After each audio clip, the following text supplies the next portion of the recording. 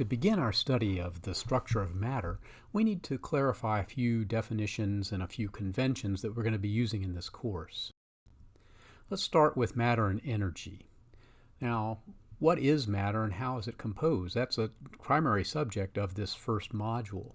Basically, matter is anything that has mass and takes up space. And so we won't be too particular about how much space it takes up or how much matter it has, but if it has matter, if it has mass and it takes up space, we're going to consider it to be matter. We're also going to need to know what is energy.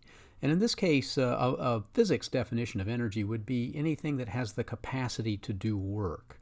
Now, I wish there were a more explicit and more careful definition that I could give you for it, but you can just consider it to be a property that molecules and other forms of matter have, and we'll be studying how that particular quality of matter tells us something about the relative stability of different structures. What they have to do with one another? Well, I just mentioned one, that the amount of energy can tell us something about the relative stability, but we also find that when matter undergoes different kinds of changes, different kinds of transformations, that it often involves the exchange of energy, either the absorption of energy from the environment or the expulsion of energy to the environment. And these are characteristics that we're going to be very interested in, not only in this course, but in particular in the next course.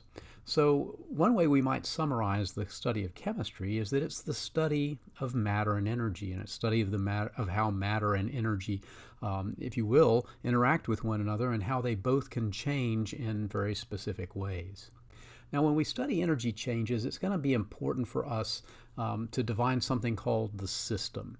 In this case, the system is just going to be the particular piece of matter that is of interest to us, or that piece of matter could be a collection of pieces of matter, but they all form some kind of distinct group that we can at least mentally separate from the rest of the universe so that we can consider what's going on just with that particular piece of matter.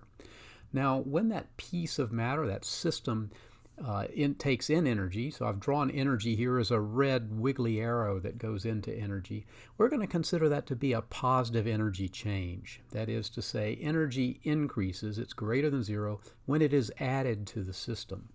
Now, one way we might draw that is to draw an axis, a vertical axis that represents the energy, and we might draw two lines that represent the level of the energy at the beginning of that process and at the end of that process, and that arrow that goes from the lower level to the higher level indicates how the energy changed during the course of that process. In this case, in the system, it went from a low energy to a high energy, so energy was added.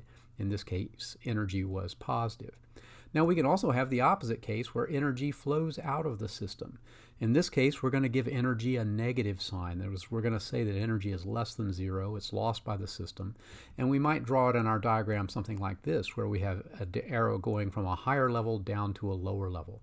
So these are just different representations, different ways that we're going to use to indicate a movement of energy between a system that is a component of matter and the rest of the universe.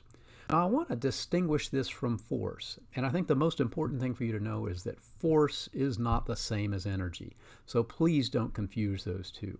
I said energy was the capacity to do work, and we can also consider it to be the force that's exerted over a distance. So when we think of work, it's really work that is done where we're opposing some force over some distance.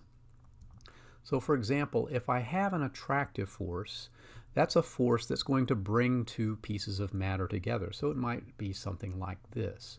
Whenever I have this situation, I'm going to consider the force to have a negative sign. That is to say, the force is less than zero. You can think of the sign of the force as telling you whether the distance between those two objects is getting closer together or being pushed farther apart. In this case, they're being brought together by an attractive force, so the force is negative. The opposite, of course, would be a repulsive force, and in this case, we might have two objects that are moving farther apart. And in this case, we're going to designate the force as being greater than zero. So if you can keep these conventions in mind as we're talking about different things, that when energy is negative, that means that the system is losing energy. When force is negative, that means two particles are being drawn together. Then you'll get ahead in this course. All right?